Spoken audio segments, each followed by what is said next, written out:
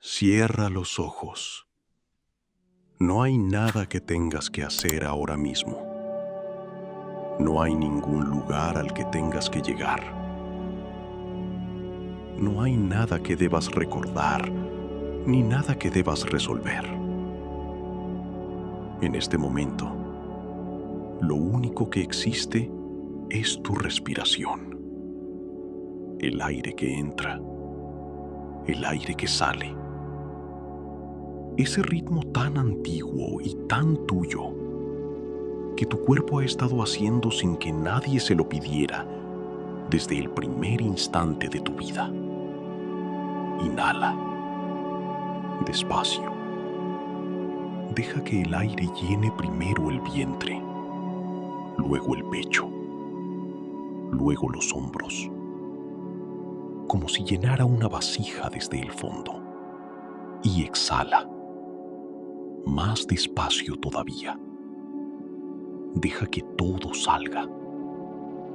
Los pensamientos del día, las conversaciones sin terminar,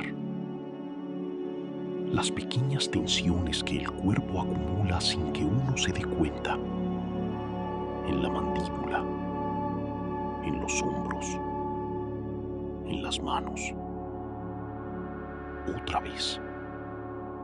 Inhala. 1, 2, 3, 4, 5. Exhala. 1, 2, 3, 4, 5, 6. Siente cómo la oscuridad detrás de tus párpados se vuelve más profunda con cada respiración. No es una oscuridad vacía, es una oscuridad llena, densa, suave. La oscuridad de los lugares donde el tiempo se mueve despacio. La oscuridad de las habitaciones antiguas con paredes de piedra gruesa. La oscuridad de los lugares donde la gente ha dormido durante miles de años. Esta noche voy a llevarte a uno de esos lugares. Voy a llevarte al Nilo de hace 3000 años, cuando el río era el centro del mundo, cuando sus orillas eran el lugar donde nacía la civilización y donde los seres humanos aprendieron por primera vez que el pensamiento podía ser capturado, preservado, transmitido más allá de la muerte. Te voy a llevar al mundo de los escribas del antiguo Egipto, no a los faraones, ni a las batallas, ni a los grandes monumentos que todos conocemos, a algo más pequeño y más íntimo, a una persona sola con sus herramientas y su papiro y la luz de una lamparilla de aceite, a los guardianes silenciosos de todo lo que Egipto supo y amó y pensó durante 3000 años. No tienes que hacer nada, solo escuchar, solo respirar, solo dejarte llevar hacia esa luz pequeña y antigua que todavía arde en algún rincón del tiempo. Comenzamos. El río huele antes de verse. Cuando todavía estás lejos, cuando el camino de tierra compacta que llevas siguiendo desde que saliste de la ciudad baja serpentea entre campos de cebada y de trigo que llegan hasta la altura de los hombros, ya puedes oler el Nilo. Es un olor que no se parece a ningún otro en el mundo. No es el olor del mar, que es sal, yodo y algo mineral y frío.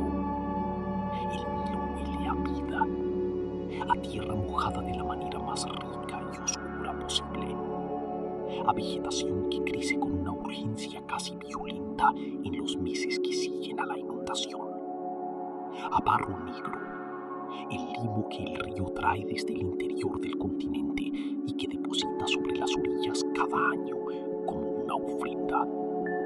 Ese barro tan fértil que los propios egipcios llaman a su tierra Kemet, la tierra negra, en contraste con el desierto rojo que comienza exactamente donde termina el alcance del agua.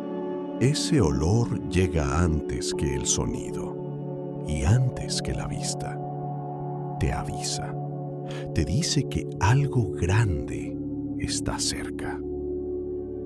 Luego viene el sonido, no el sonido del mar, que es continuo e invariable.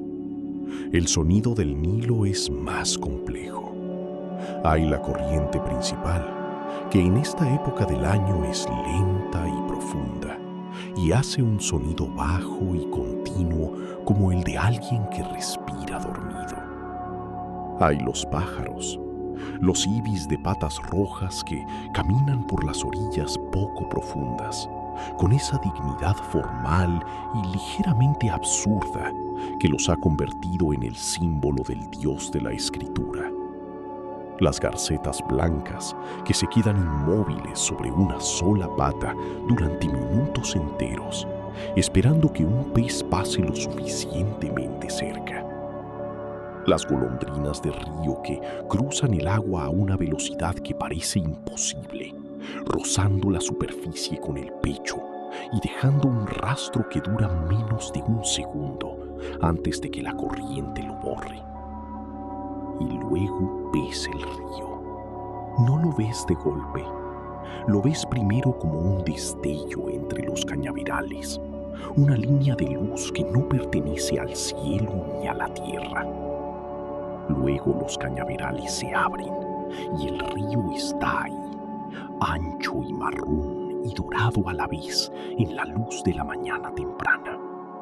Tan grande que la orilla opuesta parece otra realidad, otro mundo, separado de este por todo ese agua que se mueve. A esta hora de la mañana, la superficie del Nilo está cubierta de una niebla muy baja y muy suave. No es la niebla densa de los climas fríos, es más bien una exhalación del río. El vapor que sube del agua cuando la temperatura del agua y la temperatura del aire todavía no se han igualado. Esa niebla flota a 30 o 40 centímetros sobre la superficie y da al río un aspecto de algo que no pertenece completamente al mundo físico, como si el Nilo fuera la frontera entre dos realidades, y esa niebla fuera la señal de que aquí, en este punto exacto, lo sólido y lo espiritual se tocan. Los egipcios lo sabían. Los egipcios vivían ese conocimiento cada día. Sigues el camino que bordea la orilla hacia el norte, hacia la ciudad. La ciudad que se levanta sobre una pequeña elevación natural para protegerse de las inundaciones anuales, con sus edificios de adobe pintados de blanco, que brillan en la mañana con una blancura que duele mirar cuando el sol ya ha subido. Pero ahora el sol todavía está bajo, y la luz es lateral y suave, y las sombras son largas y azules, y hacen que cada muro y cada columna y cada árbol tenga una presencia tridimensional que desaparece cuando el sol llega al cenit. Llegas a un edificio diferente a los demás. No es el más grande de la ciudad. No tiene columnas colosales ni pilonos decorados con escenas de batallas. Es un edificio mediano, de muros de adobe grueso pintados de un blanco ligeramente amarillento por el tiempo, con pocas ventanas, y esas ventanas pequeñas y altas, casi cerca del techo, que dejan entrar luz sin dejar entrar el calor. Sobre la puerta, en jeroglíficos pintados en negro sobre el enlucido blanco, hay un texto que los que saben leer reconocen inmediatamente. Es una invocación a Thoth, el dios con cabeza de ibis, el inventor de la escritura, el señor de los libros y del conocimiento y de la luna. Le pide que bendiga este lugar y a todos los que trabajen en él. Esta es la casa de la vida, el Bir-Ankh. Entras. La primera habitación es fresca y oscura, después del calor que ya empieza a subir fuera. Tus ojos tardan un momento en adaptarse. Cuando lo hacen, ves que las paredes de esta habitación están cubiertas de estantes, y en los estantes hay rollos de papiro.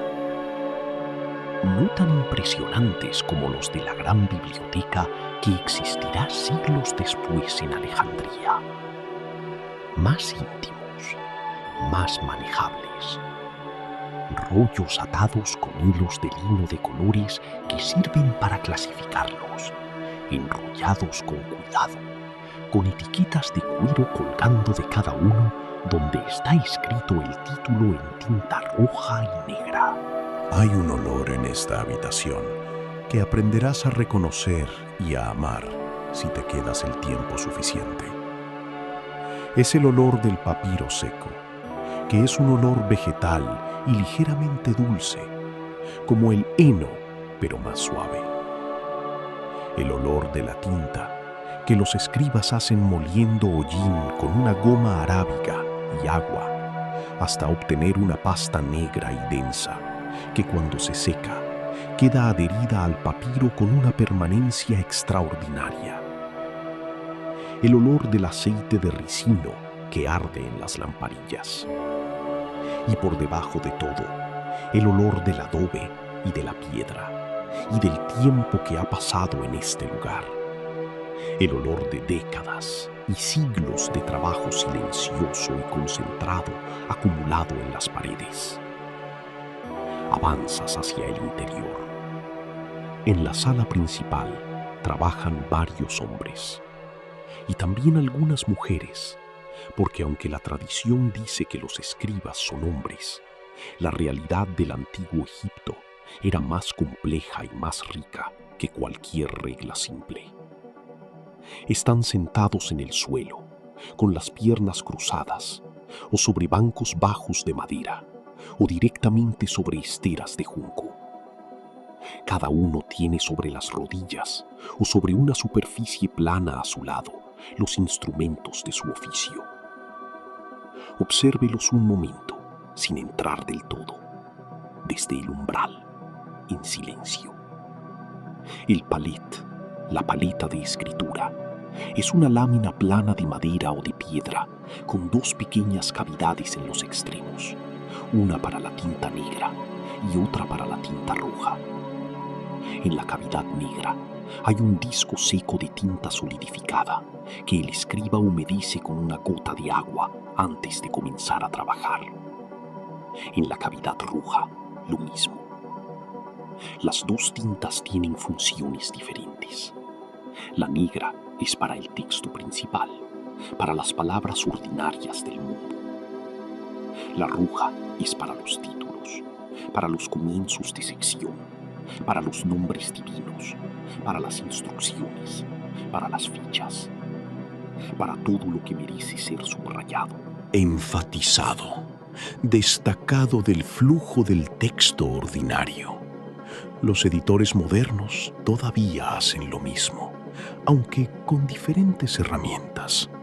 El color rojo para lo importante.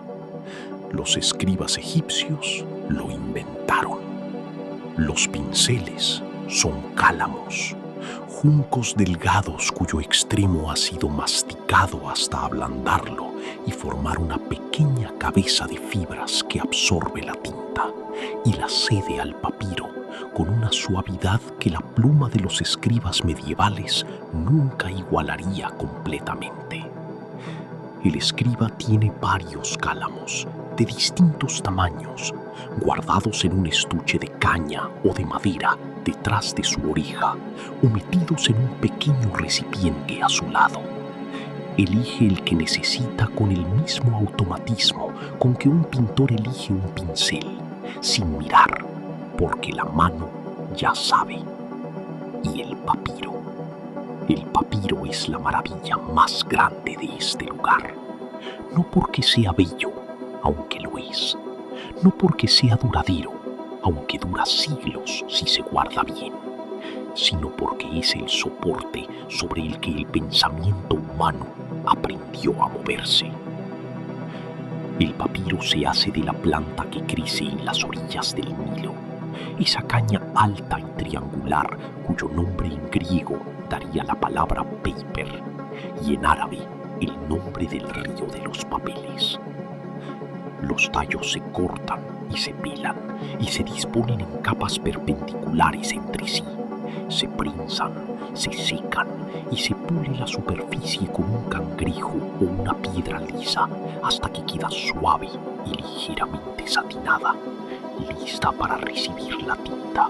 Un escriba de rango medio puede escribir con claridad y velocidad en un rollo de papiro de buena calidad durante horas sin que la tinta se corra ni la fibra rechace el pigmento. El resultado es una escritura que tiene una fluidez y una gracia que los calígrafos de otras culturas tardaron siglos en igualar. Los jeroglíficos, con toda su complejidad visual, tienen una forma cursiva llamada hierático, que los escribas usaban para el trabajo cotidiano y que en la mano de un experto fluye sobre el papiro con la misma soltura que los caracteres del alfabeto que tú usas. Entra del todo en la sala. Nadie te ve, pero puedes acercarte a quien quieras. Acércate a él. Está sentado en un rincón ligeramente separado de los demás. No porque sea más importante, sino porque el trabajo que hace en este momento requiere una concentración especial. Es un hombre de mediana edad, con la piel de un marrón cálido profundo que solo consiguen quienes han pasado años alternando entre el interior de las casas y el exterior del río. Sus manos son las más interesantes de su cuerpo. Son manos que cuentan una historia completa de lo que es la vida de un escriba. Los dedos son largos y un poco más delgados de lo que uno esperaría para un hombre de su contextura. Las yemas están ligeramente endurecidas por años de sostener el cálamo. En el dedo índice de la mano derecha hay una callosidad pequeña, casi imperceptible, exactamente donde el cálamo apoya cuando se escribe. Y en esas mismas manos hay manchas de tinta. No las manchas accidentales de quien trabaja con prisa, las manchas permanentes de quien lleva décadas con tinta entre los dedos. Manchas de un negro tan profundo y tan instalado en las arrugas de las articulaciones que ningún lavado ha podido sacarlas del todo. Esas manchas son su título. Son la marca de que este hombre ha pasado una vida entera convirtiendo el pensamiento en signos y los signos en pensamiento. Ahora mismo está copiando un texto médico. Los textos médicos son algunos de los documentos más importantes que los escribas custodian y copian y transmiten. Contienen el conocimiento acumulado de generaciones de médicos egipcios sobre el cuerpo humano, sobre las plantas que curan y las que matan, sobre los procedimientos quirúrgicos que pueden hacerse y los que no, sobre los síntomas de las enfermedades y los remedios que han demostrado funcionar. Son textos que salvan vidas, no metafóricamente, literalmente. Si este escriba no los copia con exactitud, si cambia una palabra por otra o si omite una instrucción, el error puede transmitirse durante siglos y costarle la vida a alguien que no nació todavía. Él lo sabe, se ve en la manera en que trabaja. No hay urgencia en sus movimientos. La urgencia produciría errores, pero tampoco hay lentitud excesiva. Esa lentitud que es una forma de procrastinación, de evitar el momento en que la tinta toca el papiro y el error se vuelve permanente. Hay simplemente ritmo. Un ritmo que parece natural, pero que ha costado años de práctica. El ritmo de alguien que ha aprendido que la velocidad correcta no es la máxima ni la mínima, sino la que el trabajo mismo pide.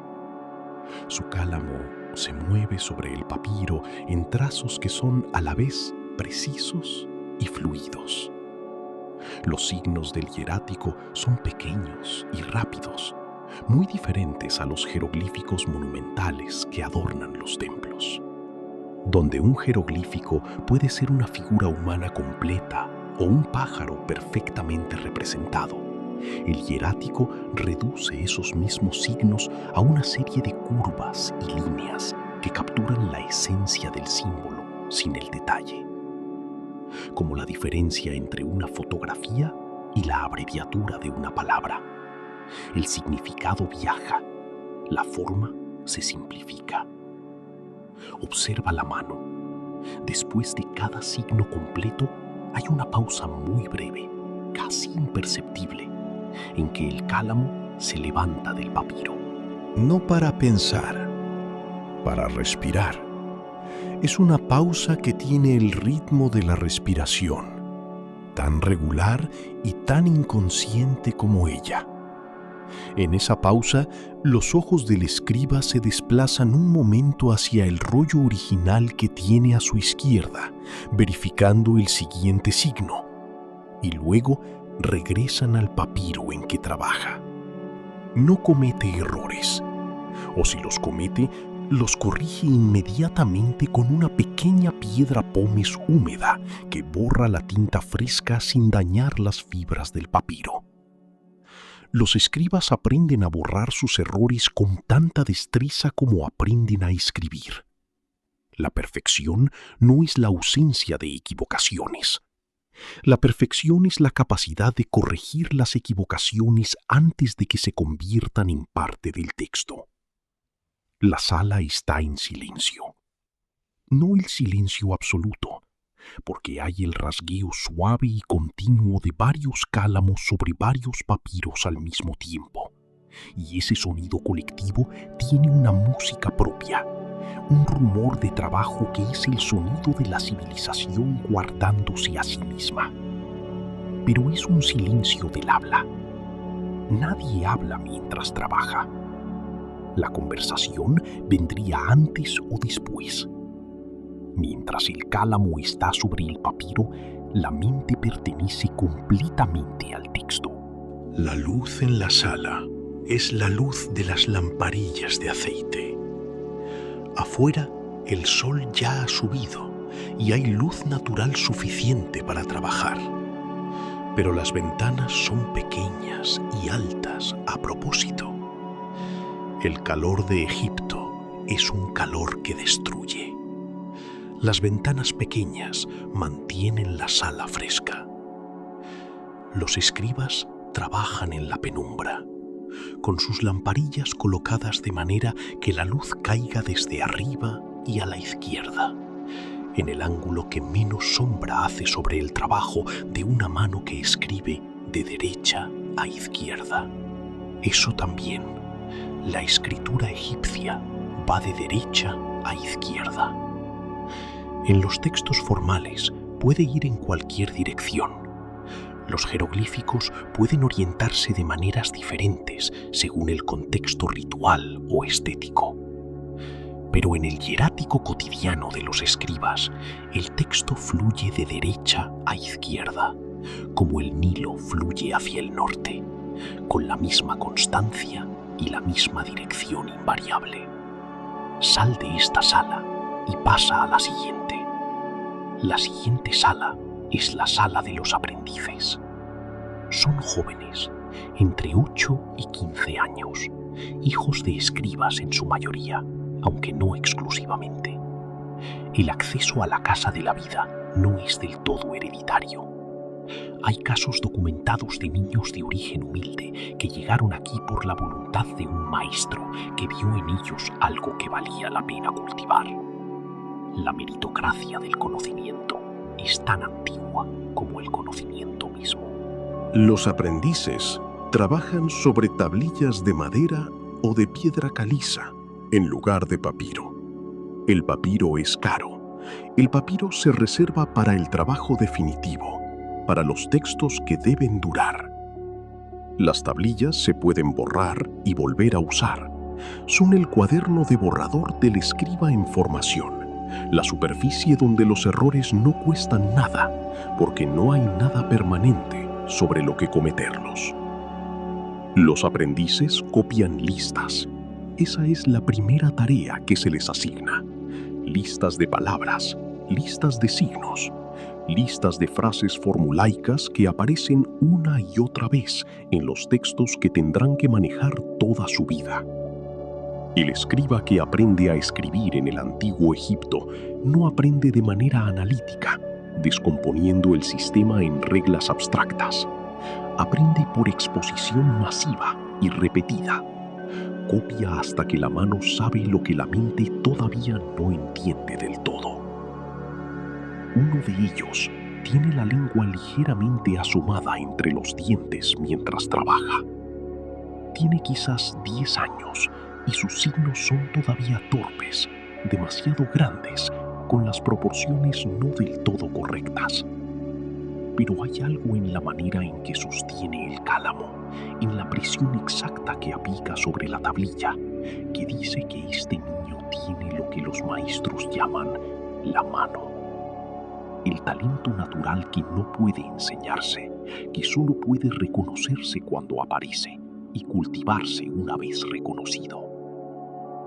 El maestro que supervisa esta sala es un hombre viejo, no tan viejo como para que el trabajo sea difícil, pero sí lo suficientemente viejo como para que haya en su presencia esa calidad específica de los maestros que han enseñado a muchas generaciones. Una paciencia que ya no es un esfuerzo, sino simplemente lo que son. No reacciona con irritación cuando un aprendiz comete el mismo error por quinta vez. Se inclina sobre el hombro del niño, señala el signo incorrecto con un dedo que tiene las mismas manchas de tinta que todos los dedos de todos los escribas de esta casa, y lo corrige con unas pocas palabras en voz baja. Eso también forma parte del conocimiento que se transmite aquí. No solo los signos y los textos y las convenciones, también la manera de enseñar, la paciencia como técnica, la corrección como gesto de cuidado y no de vergüenza. Sal al patio. El patio de la Casa de la Vida es un espacio tranquilo y cuadrado, con un estanque pequeño en el centro donde crecen papiros y lotos. Los papiros son prácticos, sirven como materia prima, pero los lotos son simplemente hermosos. Y que estén aquí, en el patio de un lugar dedicado al conocimiento técnico, dice algo sobre lo que los egipcios entendían por trabajo. Que la belleza no es un lujo añadido a la utilidad, que la belleza es parte de lo que hace que el trabajo valga la pena hacerse. A la sombra del único árbol del patio, una palmera datilera cuyo tronco tiene la textura de la piel de una serpiente grande. 2 escribas mayores hablan en voz baja. No trabajan en este momento. Están en ese espacio intermedio que los maestros de la Casa de la Vida reconocen como necesario. El espacio entre la copia y la comprensión, entre el trabajo manual y el trabajo del pensamiento. Escucha sin que te escuchen. Uno de ellos habla de un texto que ha estado copiando durante semanas. Es un texto antiguo, más antiguo que cualquier persona viva de esta ciudad. Un texto que viene de los primeros siglos de la escritura egipcia y que contiene instrucciones para rituales que ya nadie practica exactamente como estaban escritos. El escriba tiene dudas sobre ciertos signos. Algunas palabras en el original son tan antiguas que su significado se ha perdido o se ha vuelto incierto. Las copia tal como están, signos que quizás ya nadie entiende completamente, preservando la forma, aunque el significado sea parcialmente opaco, o intenta interpretarlas, modernizar la lengua, hacer el texto más accesible, con el riesgo de traicionar la intención original. El otro escucha y responde con calma. Su argumento es el de la preservación. La función del escriba no es entender, es guardar. El escriba que interpreta introduce su propia mente en el texto, y la mente del escriba no es el texto. En 100 años, otro escriba leerá esta copia y quizás entenderá lo que nosotros no entendemos ahora. Nuestra ignorancia presente no justifica alterar lo que alguien escribió con plena comprensión hace 2000 años. El primero escucha y no responde inmediatamente. Piensa. La palmera sobre ellos mueve sus hojas con una brisa suave que baja desde el norte, desde el Mediterráneo lejano que ellos conocen por su nombre griego, pero que siempre ha existido más allá del delta como una promesa de mundo diferente. Esta conversación ha ocurrido en todos los scriptoria de todas las civilizaciones que han preservado textos escritos. Los monjes medievales que copiaban manuscritos en sus claustros tuvieron esta misma conversación. Los filólogos del siglo XIX que editaban textos clásicos la tuvieron. Los traductores de hoy la tienen. La fidelidad contra la comprensión. La letra contra el espíritu. El texto como reliquia contra el texto como herramienta. No hay respuesta correcta. Solo hay escribas que eligen una posición y la defienden con tanta dedicación que merecen que alguien los recuerde. Entra en la sala más pequeña de la casa, la sala del fondo, la que no tiene ventanas al exterior y que recibe su luz únicamente de la puerta cuando está abierta. En esta sala hay un escriba solo. Es el más viejo de todos. Lo sabes no por las arrugas, aunque las tiene, ni por el pelo blanco, aunque también. Lo sabes por la postura. Hay una manera de sentarse que solo tienen los cuerpos que han pasado décadas haciendo exactamente lo mismo.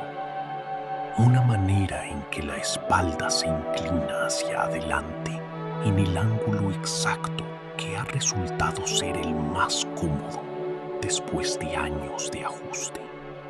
Una manera en que las piernas se cruzan de una forma que ya no requiere ningún esfuerzo muscular porque los tendones se han adaptado. Una manera en que las manos descansan sobre el trabajo incluso cuando no están escribiendo, como si el papiro y el cálamo fueran extensiones del cuerpo y no instrumentos externos. Este hombre escribe un texto funerario. Los textos funerarios son el trabajo más sagrado que existe en la casa de la vida. Son los textos que acompañarán a alguien más allá de la muerte, que le servirán de guía en el viaje por el mundo de los muertos, que invocarán la protección de los dioses en ese tránsito. En el antiguo Egipto, la muerte no es el final de la historia, es el comienzo de la parte más importante. El mundo de los vivos es el prólogo, el mundo de los muertos es donde ocurre lo que realmente importa. Por eso, los textos funerarios se escriben con una meticulosidad que supera incluso la de los textos médicos. Porque el error en un texto médico puede matar a una persona. El error en un texto funerario puede comprometer el destino eterno de un alma. El escriba anciano trabaja con una concentración que ha ido más allá de la concentración ordinaria y se ha convertido en algo diferente. No está pensando en lo que escribe, está haciendo lo que escribe. Su mente no está entre el texto y él, su mente está en el texto, es el texto. Los signos que traza son los más elaborados del sistema jeroglífico, los que representan figuras humanas y animales y objetos con toda la perfección que la escritura monumental requiere. Porque este texto no irá solo sobre papiro. Parte de él será copiado sobre las paredes de la tumba, sobre el sarcófago, sobre los amuletos que se pondrán entre las vendas del cuerpo. Para esas copias finales, el escriba tiene que producir un modelo de una perfección absoluta. Cada signo que traza es una obra en miniatura. El ojo de Horus, el Udiat, el símbolo de protección y de salud que aparece en casi todos los textos funerarios, lo traza con una precisión que no es mecánica, sino meditativa. La curva que forma la pupila, la línea que desciende desde el ojo como una lágrima estilizada, el gancho en el extremo de esa línea. 3 elementos que juntos forman un símbolo que lleva 3000 años transmitiéndose sin cambiar, que aparecerá en las joyas y los tatuajes de personas que no han nacido todavía, en culturas que este escriba no puede imaginar porque todavía no existen.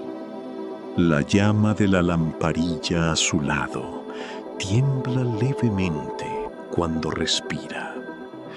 Esa llama ha estado ardiendo aquí, en esta sala, desde que este hombre llegó esta mañana. Arderá hasta que se vaya, y cuando él se vaya, otro tomará su lugar, y la llama de ese otro arderá también, y así durante siglos. Siempre hay una lamparilla encendida en la sala del fondo de la casa de la vida. Es una de esas costumbres que nadie fundó conscientemente, pero que persiste porque su interrupción sería demasiado parecida a la extinción de algo esencial. El mediodía llega al patio sin anunciarse. La sombra de la palmera, que antes era larga y lateral, se ha acortado hasta casi desaparecer. El sol en el cenit es el sol más duro de todos, un sol sin ángulo que cae directamente hacia abajo y que no hace sombras sino manchas oscuras exactamente debajo de los objetos. En ese sol, todo objeto pierde su dimensión. Los edificios parecen planos, las personas parecen figuras sin volumen. Los escribas de la casa de la vida no trabajan en las horas centrales del día. Esto también es parte del conocimiento, que el trabajo bien hecho no es el trabajo continuo sin descanso, que el ojo que descansa ve mejor que el ojo fatigado, que la mano que descansa escribe con más precisión que la mano tensa. Los escribas del antiguo Egipto llegaron a estas conclusiones hace 3000 años por pura experiencia práctica, sin necesidad de teorías del rendimiento cognitivo ni estudios sobre la productividad. El resultado era el mismo. Trabaja con la luz de la mañana, descansa en el calor del mediodía, regresa al trabajo con la luz de la tarde. En el patio, bajo la palmera, el escriba anciano come. Su comida es simple: pan de cebada y cebollas y un poco de queso fresco envuelto en hojas de palma. Come despacio, sin prisa, con la misma atención que pone en todo lo que hace. La comida del mediodía es también un ritual, una frontera entre la mañana de trabajo y la tarde de trabajo. Un momento de estar completamente en el cuerpo, completamente en el sabor y el hambre y la satisfacción, después de horas de estar completamente en la mente. A su lado, el gato. Hay siempre un gato en la casa de la vida. Este es naranja y blanco, con los ojos de un amarillo tan intenso que parecen encendidos desde dentro. El gato de la casa de la vida tiene una función oficial: proteger los rollos de papiro de los ratones que los roerían si no hubiera nadie que los vigilara. Pero su función real, la que todos en la casa reconocen aunque nadie la ponga en palabras, es otra. El gato es el testigo. El gato está presente en el trabajo sin participar en él. El gato observa todo sin juzgar nada. El gato representa esa parte del trabajo que no puede medirse ni evaluarse, la parte que simplemente es. El gato mira al escriba comer con una expresión que podría ser indiferencia o podría ser algo más difícil de nombrar. El escriba le ofrece un trozo de queso. El gato lo acepta con la dignidad natural de quien sabe que merecía esto y más. La tarde comienza. La luz de la tarde en Egipto es diferente a la luz de la mañana. La luz de la mañana es fresca y horizontal y tiene algo de tentativa, de promesa, de mundo que todavía está construyendo el día. La luz de la tarde ya tiene el peso de todo lo que ha ocurrido. Es más dorada, más cálida, ligeramente cansada de una manera que no es desagradable, sino simplemente honesta. Es la luz de lo que ha sido. Los escribas regresan a sus puestos. El joven aprendiz que tenía la lengua asomada entre los dientes trabaja ahora con un poco más de soltura. El descanso del mediodía ha hecho algo en su mano. Los signos de la tarde son ligeramente mejores que los de la mañana. Aún no son buenos, pero son mejores. Este es el progreso del aprendiz escriba, invisible día a día, visible mes a mes, asombroso año a año. El escriba que copiaba el texto médico ha llegado al final de una sección. Enrolla con cuidado el papiro, con la misma delicadeza que si enrollara algo vivo, y lo deja sobre la superficie plana a su lado. Toma el rollo original, lo examina brevemente para asegurarse de que ha llegado al punto correcto de interrupción, y lo enrolla también. Mañana continuará donde lo dejó. Hay una práctica entre los escribas del antiguo Egipto que se llama la colofón. Al final de un texto copiado, el escriba añade una nota breve en la que registra cuándo se hizo la copia y por quién. No siempre, no en todos los textos, pero con la frecuencia suficiente como para que hoy, 3000 años después, podamos leer esas notas y saber el nombre del hombre que sostuvo ese cálamo en esa mañana de ese año, de ese reino. Los colofones son lo más cercano que los escribas egipcios se permitieron a la firma. No lo llamaban así porque no pensaban en lo que hacían como expresión personal. Lo pensaban como responsabilidad. Si yo copié este texto, mi nombre debe estar aquí para que si hay un error, alguien sepa a quién preguntarle. Esa honestidad también es parte del oficio. El sol comienza a bajar.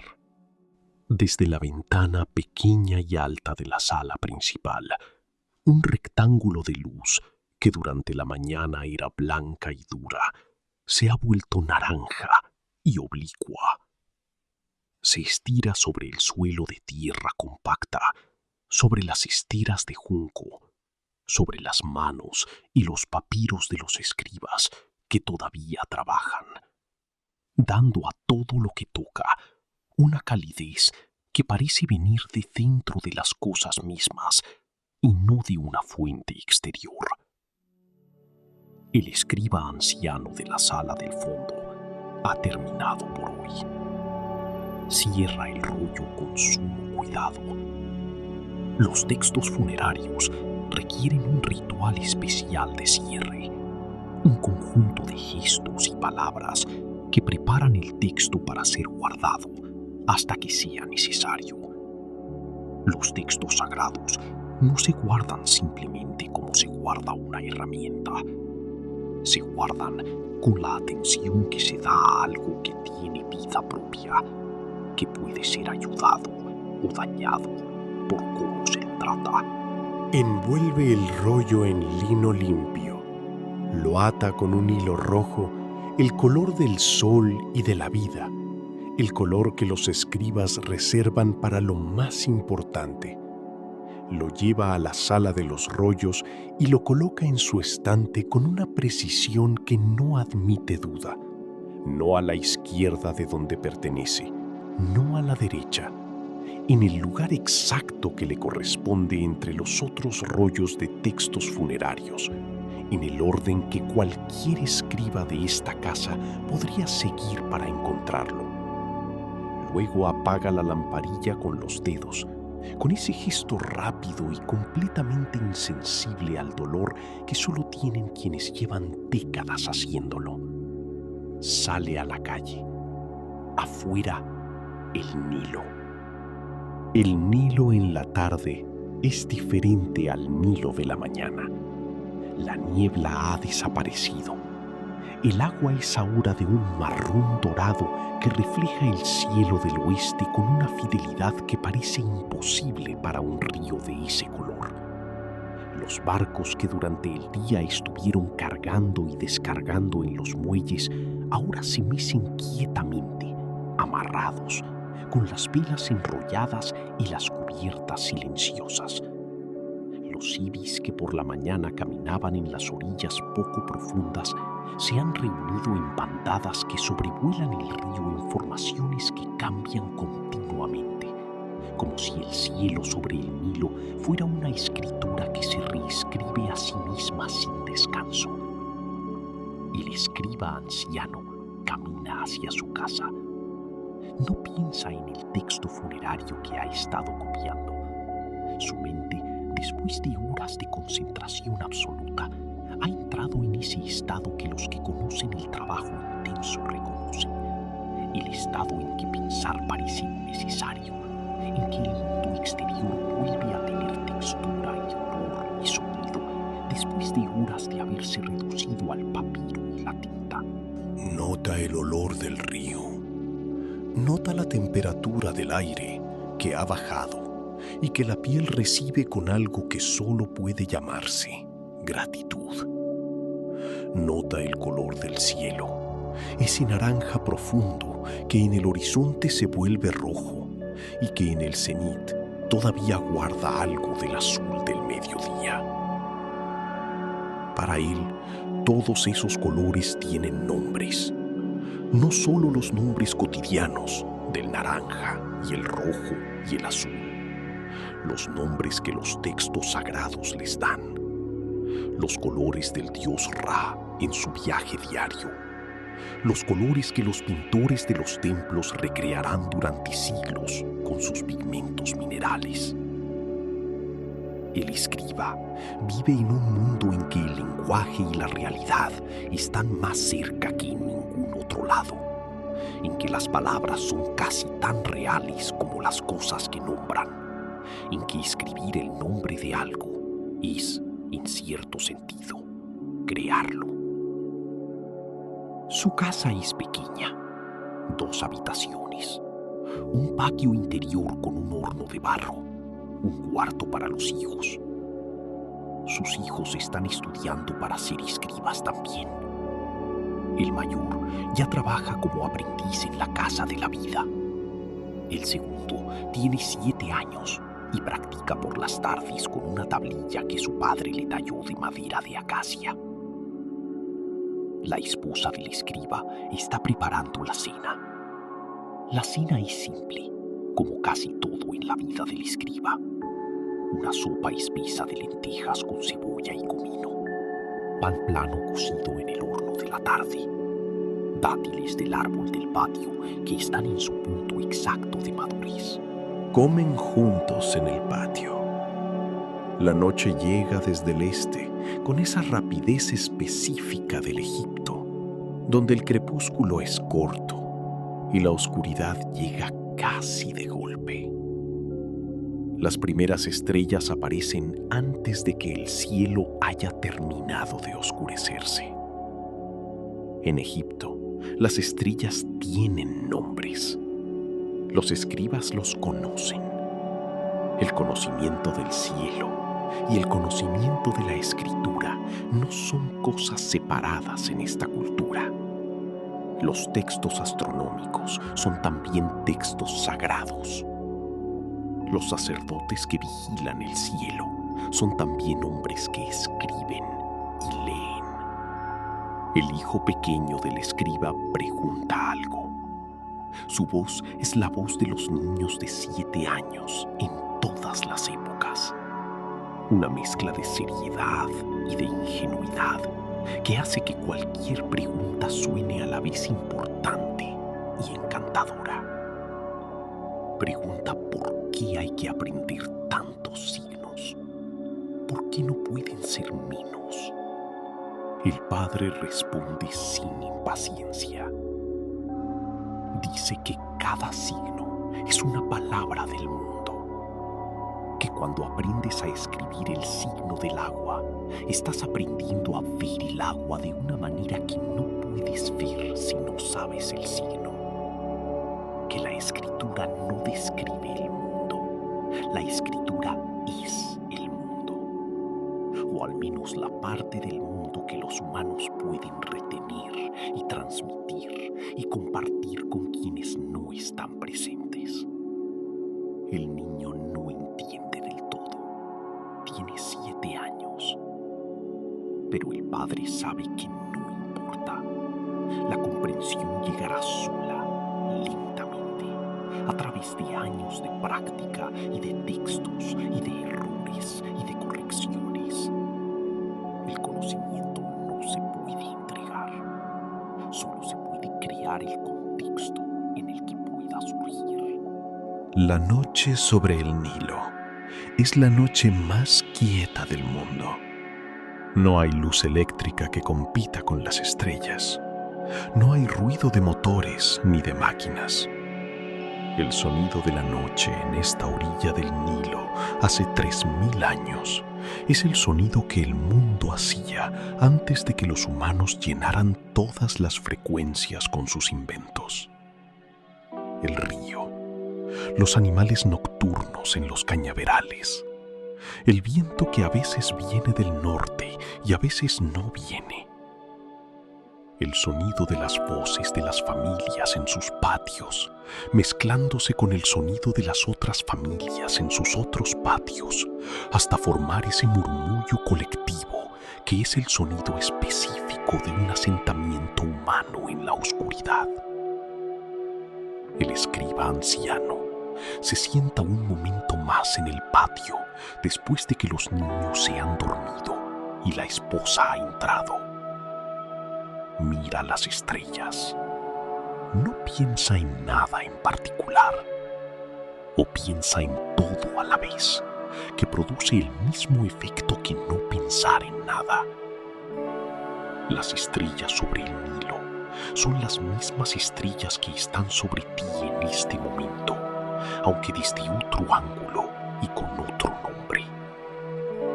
Los fotones que salen de esas estrellas no saben a qué siglo llegarán, ni a quién encontrarán cuando lleguen. El escriba no sabe que mañana continuará el texto funerario. Lo sabe de la misma manera en que sabe que mañana habrá luz y el río seguirá fluyendo, como una certeza que no necesita ser pensada.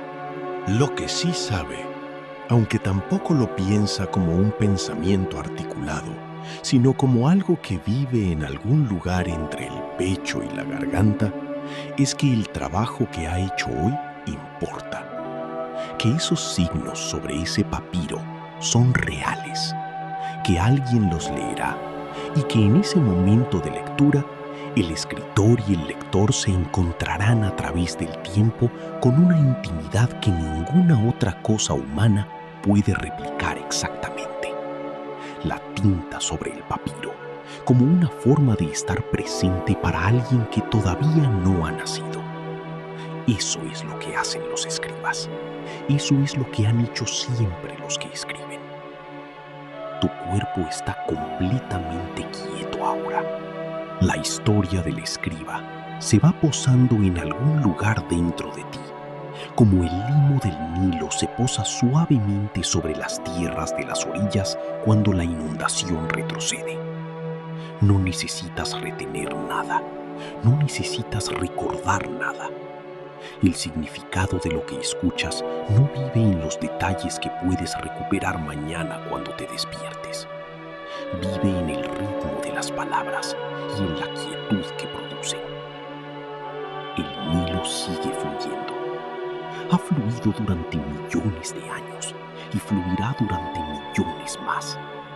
Las civilizaciones que se construyen en sus orillas aparecen y desaparecen. Las lenguas que sus escribas registraron dejan de hablarse y se convierten en signos que solo los especialistas saben descifrar. Los templos se llenan de arena y los palacios se derrumban, y las momias descansan en sus vendas de lino durante 3000 años, hasta que alguien las desenvuelve con guantes blancos bajo luces de laboratorio.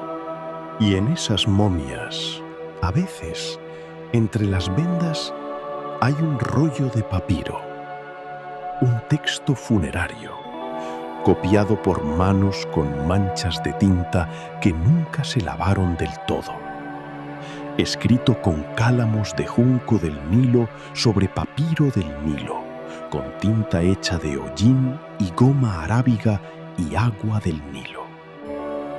Ese texto todavía se puede leer. Eso es lo más extraordinario, que las palabras que ese escriba anciano trazó en esa sala del fondo con esa lamparilla que temblaba con su respiración, todavía pueden leerse. Que los signos no cambiaron lo suficiente como para volverse ilegibles. Que hay personas hoy que pueden tomar ese rollo y seguir cada signo con el dedo y pronunciar cada palabra y entender, al menos en parte, lo que el escriba quiso decir. La tinta no mintió. El papiro aguantó. El río sigue. Tus párpados son pesados ahora, no de cansancio, aunque también de eso, de algo más suave, del peso específico de haber estado en un lugar muy antiguo y muy tranquilo, de haber respirado un aire que no tiene urgencia, de haber visto manos que trabajaban a su ritmo propio sin que nadie les exigiera más velocidad de la que el trabajo mismo pedía. La lamparilla del escriba anciano se ha apagado. En la casa de la vida, en la sala del fondo, la oscuridad es completa. Pero no es una oscuridad inquieta. Es la oscuridad de un lugar que ha sido lleno de luz durante tantos años, que guarda esa luz dentro de sus muros de adobe, que la liberará poco a poco durante la noche, que mañana, cuando los escribas vuelvan, seguirá siendo el mismo lugar exactamente, esperando los cálamos y los papiros y las manos manchadas de tinta. El Nilo murmura, las estrellas arden. El gato naranja y blanco de la casa de la vida duerme enrollado junto a los rollos de papiro que protege, cumpliendo en sueños la misma función que cumple despierto: estar presente, ser testigo, guardar. Tú también guardas ahora. Guardas la oscuridad tranquila. Guardas el peso cálido de tus sábanas. Guardas el ritmo de tu respiración, que sube y baja sin que nadie se lo pida. Inhala. Exhala. El tiempo que hay entre un aliento y el siguiente es el lugar donde vive la paz. Quédate ahí. El escriba duerme. Tú duermes. El río sigue. Buenas noches. La mañana siguiente en la casa de la vida comienza antes de que el sol salga. Hay escribas que llegan cuando el cielo todavía es de ese azul profundo y frío que precede al amanecer. Ese azul que los egipcios llaman el azul de Nun, el océano primordial del que, según sus textos sagrados, surgió toda la creación. En ese azul, las estrellas todavía son visibles, pero han perdido ya el brillo duro de la medianoche. Se ven más suaves, más cerca de desaparecer, como palabras que se están olvidando. Los escribas que llegan primero no son necesariamente los más dedicados, son simplemente los que tienen el ritmo de la mañana en el cuerpo.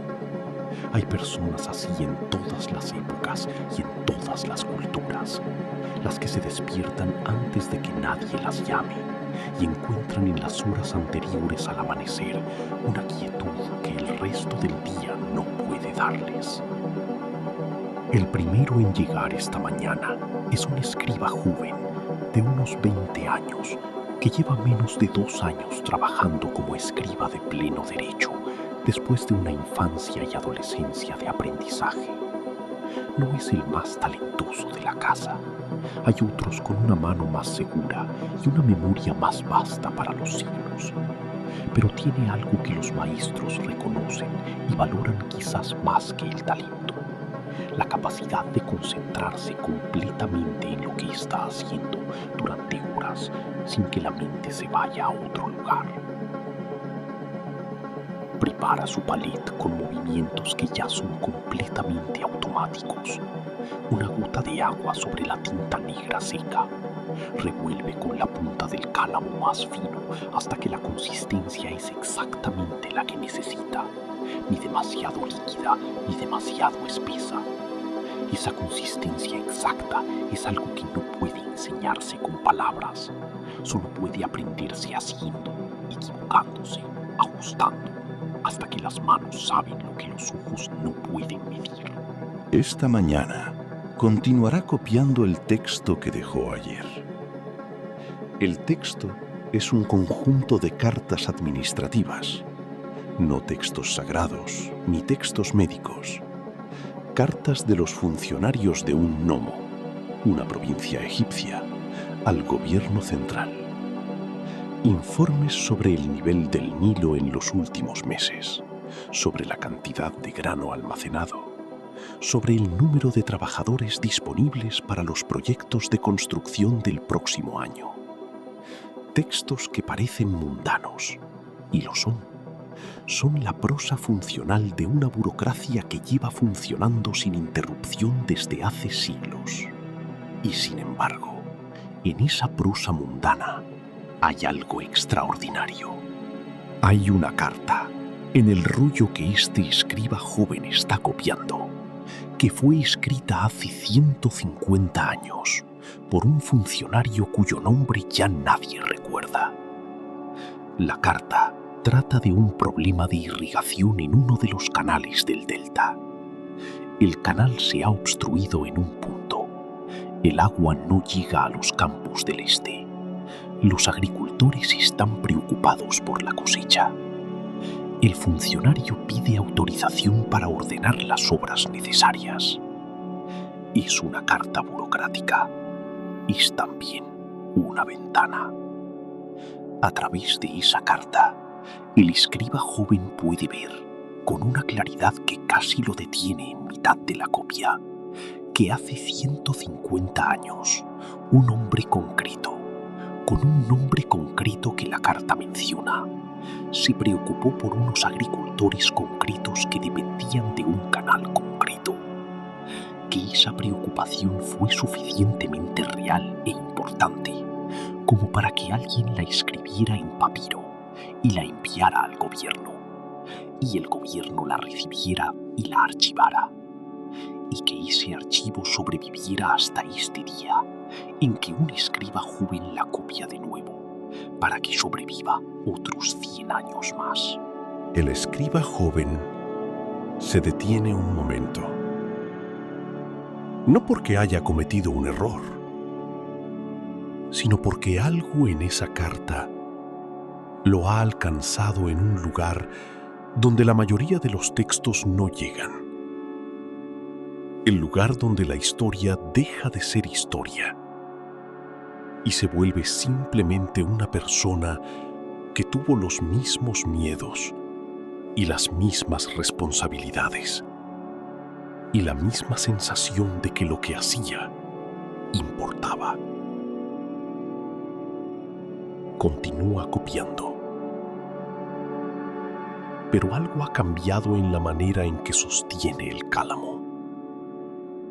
Una levedad, una atención diferente.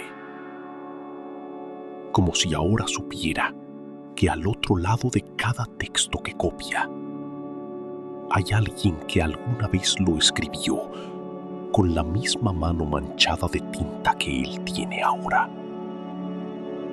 Y que esa cadena de manos a lo largo del tiempo es lo más real que existe. El sol ha salido completamente. La luz entra por las ventanas pequeñas y altas y cae sobre los escribas en esos rectángulos de oro que son tan específicos de esta hora del día. Cada rectángulo de luz tiene dentro de sí el polvo en suspensión, que flota siempre en los lugares donde se trabaja con materiales vegetales. El polvo del papiro, que es polvo finísimo y casi invisible, que se desprende de las fibras cuando se enrolla y se desenrolla el rollo. El polvo de la tinta seca al rascar. El polvo del lino de las envolturas. En ese polvo, la luz. Hay escribas que llevan décadas mirando esa luz sin verla. Y hay escribas que la ven cada mañana como si fuera la primera vez. Que nunca pierden la capacidad de notar lo que está ocurriendo exactamente en este momento, en esta sala, con esta luz sobre este papiro. Esa capacidad tiene un nombre en los textos sagrados egipcios. Se llama Ma'at. No exactamente. Ma'at es un concepto demasiado grande y demasiado complejo para que ninguna traducción lo capture completamente. Significa justicia, verdad, equilibrio, orden, pero también significa algo más cercano a la atención, a ver las cosas como son, a no añadir ni quitar nada a la realidad tal como se presenta. Los escribas son los servidores de Ma'at, no porque lo hayan decidido conscientemente, sino porque la naturaleza misma de su trabajo, que es registrar lo que es y transmitirlo sin distorsionarlo, los convierte en practicantes cotidianos de la atención a la realidad. Eso también es una forma de meditación. Un escriba de mediana edad que ha estado trabajando desde la mañana temprana levanta la vista de su papiro y estira el cuello con un movimiento lento y deliberado que dice que lleva horas en la misma postura. Luego, mira el rollo que tiene frente a él con la expresión específica del que evalúa cuánto queda por hacer y cuánto tiempo tiene para hacerlo. Faltan quizás 3 horas de luz utilizable antes de que el calor de la tarde pida el descanso del mediodía. Baja la vista de nuevo al papiro. El cálamo vuelve a moverse. En la sala de los aprendices, el niño que tenía la lengua entre los dientes trabaja hoy con la tablilla que le dio su padre. No la tablilla de la escuela, la que todos los aprendices usan y que no es de nadie en particular. La tablilla propia, la que tiene su nombre grabado en el borde por la mano de su padre, la que guarda en una bolsa de tela cuando no la usa y que maneja con una delicadeza exagerada y enternecedora que solo tienen los niños con sus primeras posesiones importantes.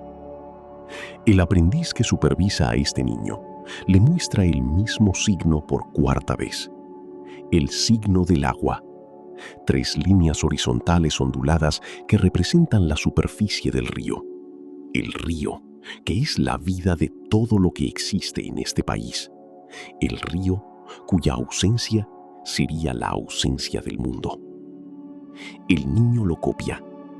Esta vez, las ondas son más uniformes que ayer. El espacio entre ellas más regular. La mano está aprendiendo lo que el ojo todavía no ve, pero que pronto verá. El aprendiz mayor asiente sin palabras. Eso también es enseñanza. El asentimiento sin palabras que dice bien y nada más. No la alabanza exagerada que hace que el niño trabaje para la aprobación y no para el signo. No la crítica que lo hace dudar de su propia mano. Solo el reconocimiento simple y directo de que lo que acaba de ocurrir fue correcto. Las horas de la tarde pasan sobre la casa de la vida con la lentitud específica de los lugares donde el trabajo absorbe el tiempo en lugar de consumirlo. El escriba anciano ha vuelto a su sala del fondo. Hoy, el texto funerario que trabaja llega a una sección que él conoce bien, una sección que ha copiado muchas veces a lo largo de su vida, porque es una de las más pedidas, una de las más necesitadas por las familias que encargan textos para sus muertos. Es el capítulo del corazón, la instrucción para que el corazón del muerto no testifique contra él en el tribunal de Osiris. En la cosmología del antiguo Egipto, después de la muerte, el alma debe comparecer ante un tribunal presidido por Osiris. En ese tribunal, el corazón del muerto es pesado en una balanza contra la pluma de Ma'at, la pluma que representa la justicia y la verdad. Si el corazón es más ligero que la pluma, el alma pasa. Si es más pesado, si el corazón está cargado con el peso de las acciones injustas de una vida, La sentencia es la segunda muerte, la muerte definitiva, el olvido completo. El escriba copia el texto que le dice al corazón del muerto que no testifique contra su dueño. Le dice que no recuerde lo que debería olvidarse. Le dice que sea misericordioso con el que lo llevó durante una vida de esfuerzos y de errores inevitables. Copia esas palabras con la misma mano que ha copiado miles de palabras antes, con la misma tinta, con el mismo cálamo. Y sin embargo, esta tarde hay algo diferente en cómo lo hace. Es difícil nombrarlo. Es algo que tiene que ver con el peso de la tarde y con el número de años que lleva haciendo este trabajo, y con el hecho de que el hombre que recibirá este texto, cuyo nombre está escrito en el encabezamiento del rollo, es alguien que el escriba conocía. No bien, pero lo suficiente para que el nombre en el encabezamiento no sea solo un nombre. Copia la instrucción al corazón con toda la precisión de siempre. Pero esta tarde los signos tienen algo más que precisión. Tienen cuidado. La distinción entre precisión y cuidado es pequeña y es enorme al mismo tiempo. La precisión es la exactitud de la técnica.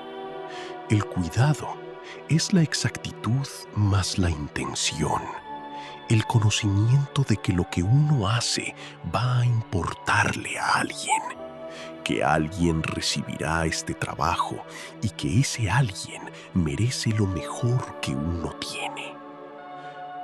Los escribas del antiguo Egipto cuidaban sus textos, y esa palabra, cuidar, tiene en español una raíz que viene del latín cogitare, que significa pensar. Cuidar es pensar con atención en lo que se tiene entre las manos. Es estar presente en el trabajo. Es no separarse de lo que se hace. El sol toca el borde del horizonte. En la sala principal, los escribas enrollan sus papiros con los mismos movimientos lentos y cuidadosos con que los desenrollaron esta mañana. El trabajo del día se archiva. Los cálamos se limpian con un trozo de lino húmedo y se guardan en sus estuches. Las lamparillas se apagan una a una. La casa de la vida va quedando en silencio. No en el silencio de la ausencia, en el silencio de lo que ha sido trabajado, del espacio que ha cumplido su función por un día más y que ahora descansa con la tranquilidad de los lugares que saben lo que son. El gato permanece. El gato siempre permanece. Mira cómo el último escriba cierra la puerta detrás de sí. Luego se instala entre los rollos de papiro, sobre la estera de junco donde siempre duerme, y cierra los ojos con esa decisión absoluta y completamente serena que solo tienen los gatos y los maestros que han encontrado la paz. Afuera, el Nilo respira. Las estrellas que los escribas egipcios nombraron y catalogaron y registraron en papiros que todavía existen en los museos del mundo, empiezan a aparecer una a una en el cielo que se oscurece. Las mismas estrellas, en los mismos lugares, siguiendo los mismos caminos que han seguido desde antes de que ningún humano los observara, y que seguirán siguiendo cuando ningún humano quede para observarlos. Pero mientras haya ojos que miren y manos que escriban y la voluntad de guardar lo que importa para quien venga después, las estrellas tendrán nombres. Y eso Solo eso cambia todo. Tus manos descansan sobre las sábanas. Tus ojos no quieren abrirse. El trabajo del día ha terminado para ti también. Aunque tu trabajo sea diferente al de estos hombres y estas mujeres que mañana volverán a la casa de la vida y tomarán sus cálamos y continuarán donde lo dejaron. Lo que compartís es lo más antiguo y lo más simple. El descanso después del esfuerzo. El sueño que llega cuando el cuerpo y la mente han hecho lo que podían hacer y están dispuestos a soltar el control por unas horas y dejar que algo más profundo y más sabio que la voluntad consciente haga su trabajo. El Nilo lleva el agua al mar. El mar lleva el agua a las nubes. Las nubes llevan el agua a las montañas del sur. Las montañas del sur devuelven el agua al río. El ciclo no para nunca.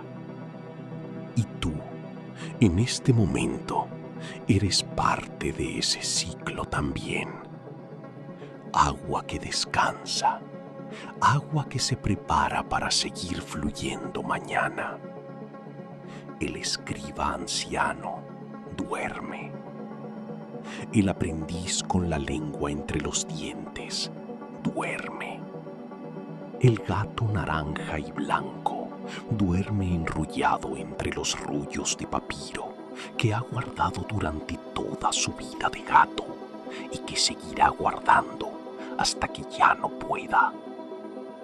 El Nilo murmura su palabra de siempre en la oscuridad. Y tú duermes también, profundo, quieto, completo. Buenas noches.